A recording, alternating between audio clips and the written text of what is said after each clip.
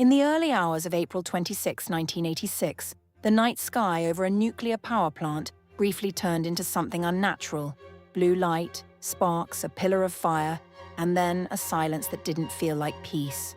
This is the story of Chernobyl, not as a distant tragedy locked behind a fence, but as a chain of human choices, small decisions stacked like dry wood, until one spark turned them into an inferno.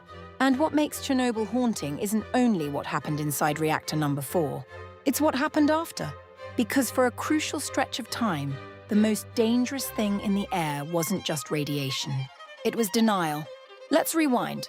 Chernobyl's reactor 4 was an rbmk reactor, one of the designs the Soviet Union relied on heavily. That night, operators were running a test meant to answer a simple but terrifying question. If the plant lost external power, could the turbines keep generating enough electricity just for a short time to run vital cooling systems until backup generators fully kicked in? On paper, that's responsible. The problem is how the question was asked, and the pressure behind the answer. The test had been attempted before. It hadn't gone smoothly, but the schedule remained. The expectations remained, and in a system built on hierarchy, where bad news can feel like disobedience, "not ready" becomes the most dangerous phrase you can say out loud. The night shift inherited a plan, a partially prepared reactor, and a mission: finish the test. And that's how disasters usually begin. Not with villains, with tired people, tight deadlines, and the belief that we can still make it work. As the test started, the reactor's power dropped too low, an unstable condition for that design. To bring it back up, operators began making adjustments, the kind that looks like troubleshooting in the moment. But each adjustment quietly removed a layer of safety. Controls were changed, safeguards were bypassed. The reactor drifted toward a state where it was increasingly hard to manage and increasingly easy to lose. You need to understand something important. Disasters like this rarely feel like disasters while they're forming. They feel like a team trying to get through a shift. They feel like just one more tweak. They feel like the moment you convince yourself you still have control. And then the clock hits 1:23 a.m. The test reaches its critical moment. Power surges.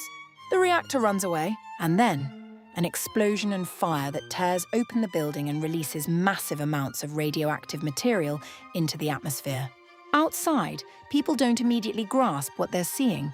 A roof is gone. Pieces of strange, glowing material are scattered. And something that should never be exposed, the reactor core has become a burning wound. Firefighters arrive quickly, because that's what you do when there's a fire. But a nuclear fire doesn't behave like a normal one, and the danger doesn't announce itself.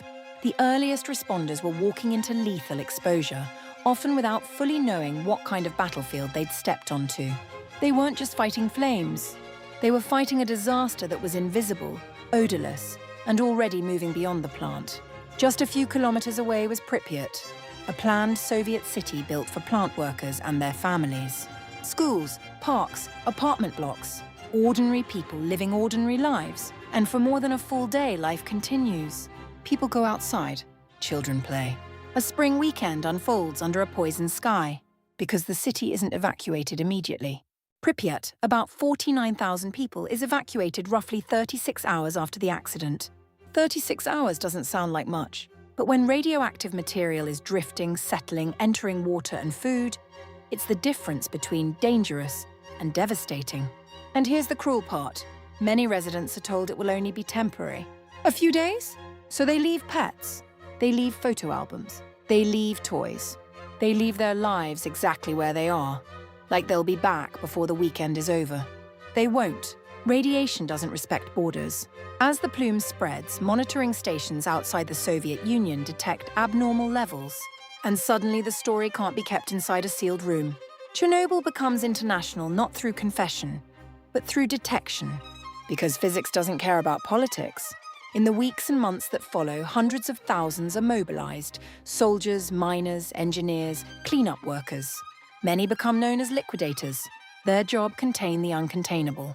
Clear radioactive debris, decontaminate roofs, bury contaminated materials, build barriers. Chernobyl isn't solved in a day. It's absorbed over years by human bodies and human labor. And the toll, both visible and invisible, stretches across decades. The health story is complicated, and that complexity gets used in two ways. Some people use it to minimize, others use it to exaggerate.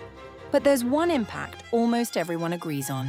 The psychological and social damage was enormous. Displacement, stress, long-term fear. The feeling that the air itself betrayed you, and no one warned you in time. So why does Chernobyl still matter, especially now? Because it isn't only a story about a reactor, it's a story about systems, about what happens when institutions treat truth like an enemy, about how safety collapses when people are trained to fear consequences more than they fear risk. And this is the turning point, the part that outlived the fire. Chernobyl permanently changed what people demanded from governments and institutions. Not perfection, not it can never happen, but the right to be told the truth, fast enough to protect your family. Because if a disaster happens and the public doesn't know, then the disaster is still happening. So here's the question I want you to sit with. If you were in that control room and admitting the test wasn't safe could end your career, maybe worse, do you stop it anyway? A, stop the test, take the consequences. B, keep going, trust the system. Which choice do you make and why?